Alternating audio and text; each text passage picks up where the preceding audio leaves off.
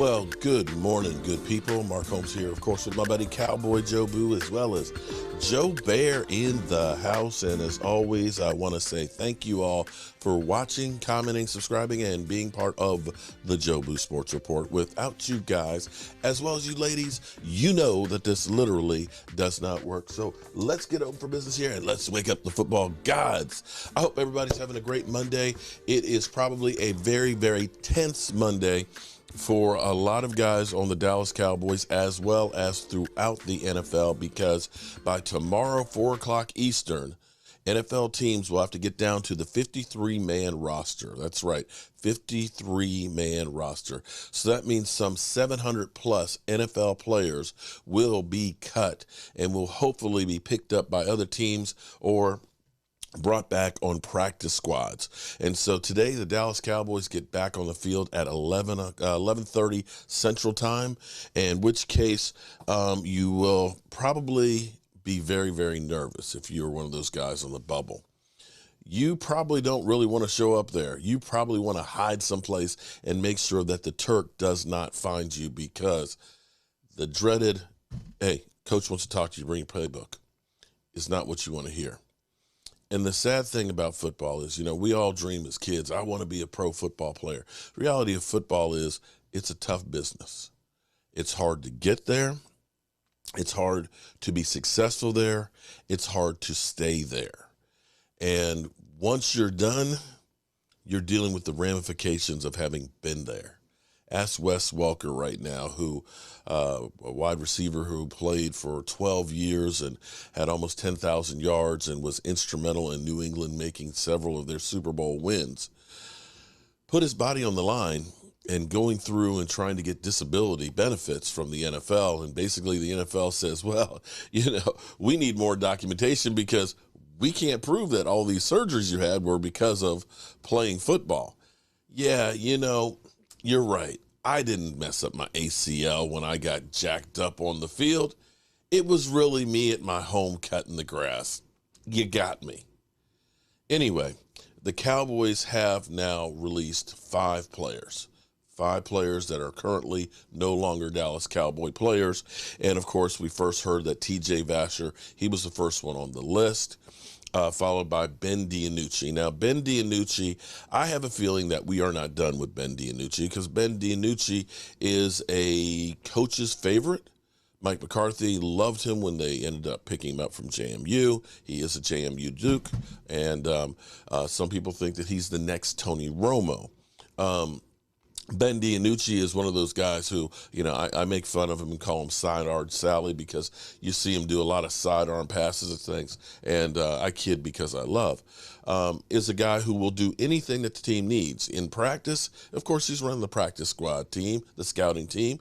He'll end up being tight end, running back. He'll do anything that you want. Hell, I bet you he'd even carry the water bucket if you asked him. So I believe that he will come back on the practice squad. We have James Empey. He's a backup center. He's gone. We know we had Connor McGovern actually playing. He is actually our third center, some center this past weekend. So he is now gone. There's Big Cat Bryant, defensive lineman, who's gone. And also offensive lineman Amen Simeon is also been cut.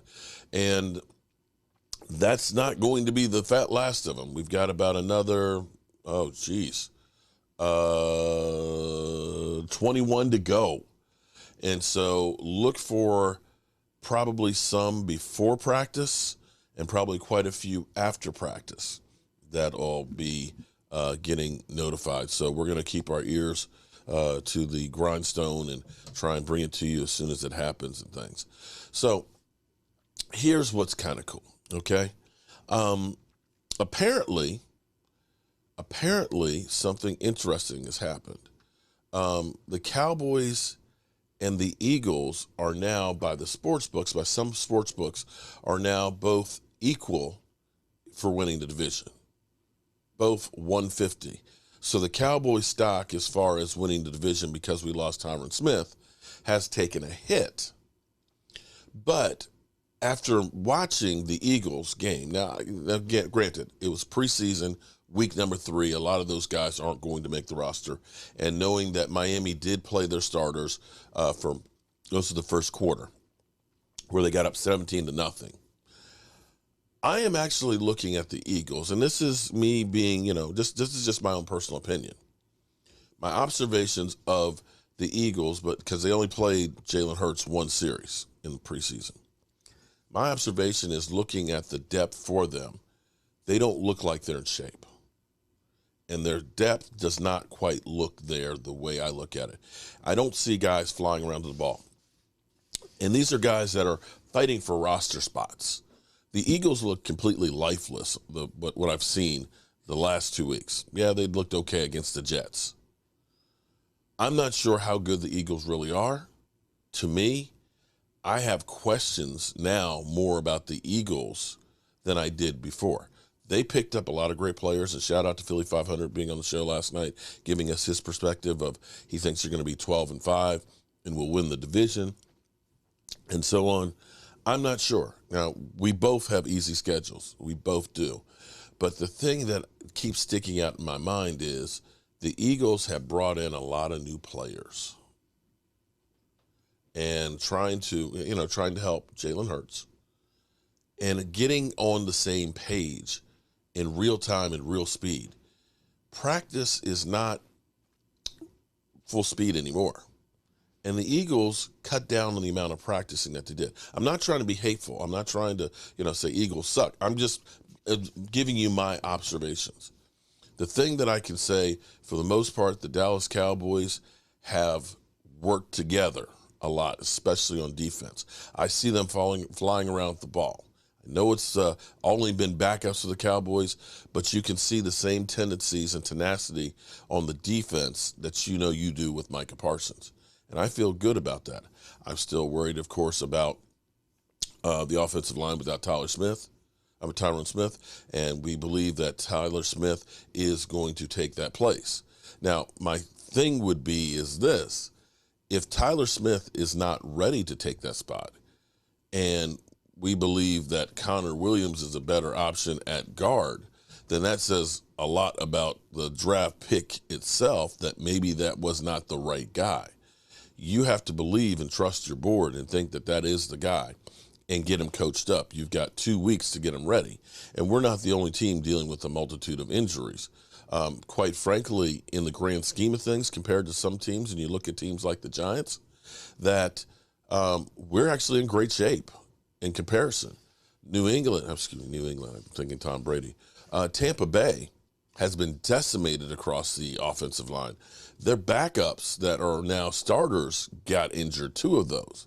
And so it may end up being a defensive struggle for both of our teams while we wait to get people up to speed and back on the field. So that's where we are as far as cuts go. Now, of course, Cowboys actually had shown some improvement and some signs of life. Let's see what they actually have to say about us today with the talking heads. The first week we had 17 penalties. We looked terrible. And we got better against the Chargers, winning the game. And I dare say that our defense looked really good. I'm curious if they will actually mention it today. Let's go to Greeny. Penalties in their 3rd preseason game. We did the math for you. For their 3 preseason games this year, they averaged over 11 penalties for nearly 100 yards. For context, the average NFL team commits 7 penalties per game for 51 yards. So that's hurting them almost twice as much as an average team would be hurt. Immediately, you were shaking your head like crazy. Yeah, because Jerry Jones said to him in January, hey, here's the answers to the test. Clock management has to get better. Penalties have to get better. If I'm Coach McCarthy, I would have cut a guy and not let him fly home with the team. You have to do something drastic. Cut a guy, bench a guy. That is unacceptable. Like, here are the answers to the test. You want to be the head coach of the Cowboys, you can't be penalized. It's the one thing he didn't fix. I mean, we don't like to make a big deal of things that happen in the preseason, but when they are a continuation of the exact problem that you had the year before, it's impossible to ignore. What are you seeing as you watch this? Well, the Cowboys, first of all, aren't talented enough to play with a lack of discipline. And I can come on television this season and blame or reason some of the losses on poor offensive line play. and injuries, I can't do it over penalties. I can't do that for Mike McCarthy and the Dallas Cowboys. I can't come on a Monday and say, well, they lost because they had 27 penalties and that's what the reason was. I could sit here and say Dak Prescott struggled because he doesn't have a left tackle anymore. The injuries of their offensive line had added up. The wild thing to me is this is a controllable. You are going to lose your job for something that is within your control.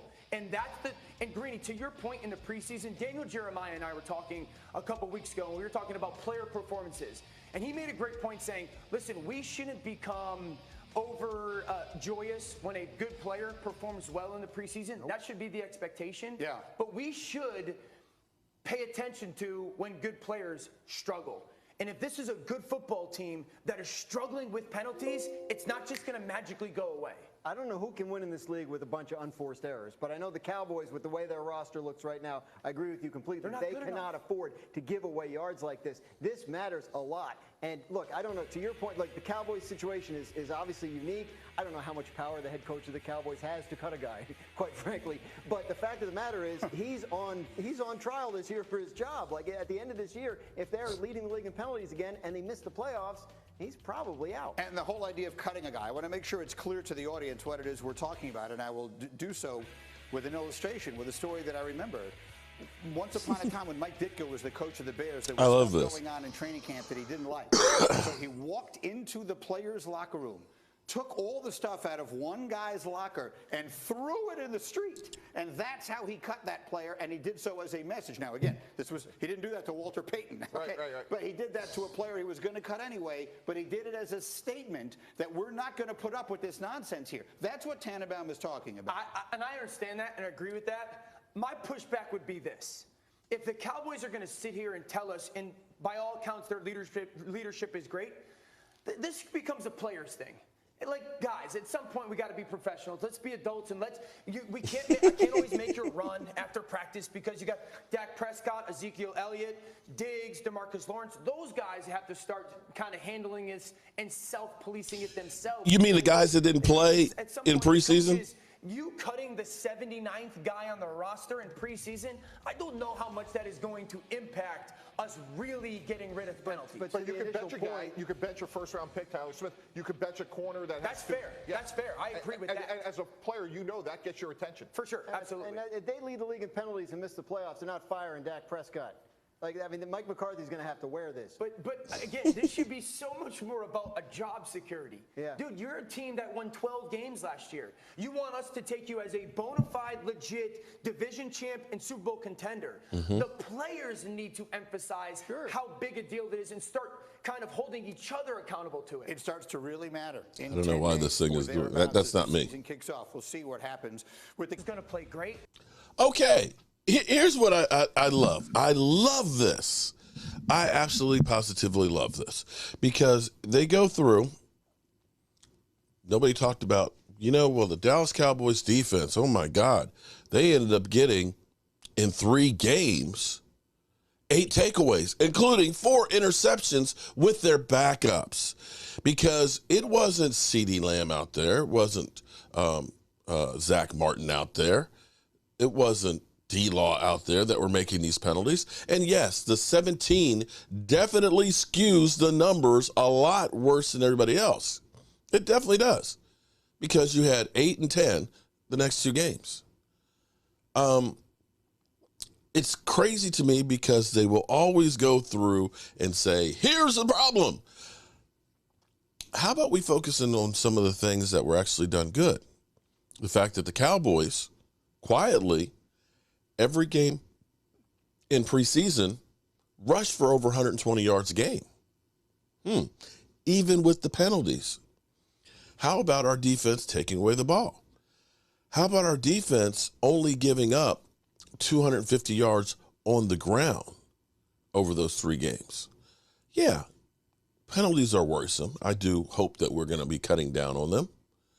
But if you didn't play any of your starters at all in preseason, you really don't know what those starters are going to be doing. You don't.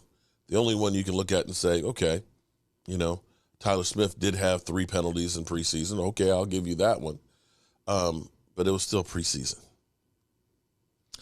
Anyway, we will continue to follow the cuts and everything else in the news with the Dallas Cowboys. It's going to be a busy couple of days. Good luck to all my Dallas Cowboy players and stuff. Thoughts to Washington's running back who was shot yesterday in a drive-by. I hope he's going to be okay. I guess Antonio Gibson's stock just went up in fantasy football. So there's that. Anyway, we are done with this episode right now, and we will be back, of course, later. Mark Holmes here, and as always, I want to thank you all for watching, commenting, subscribing, and being part of the Joe Boo's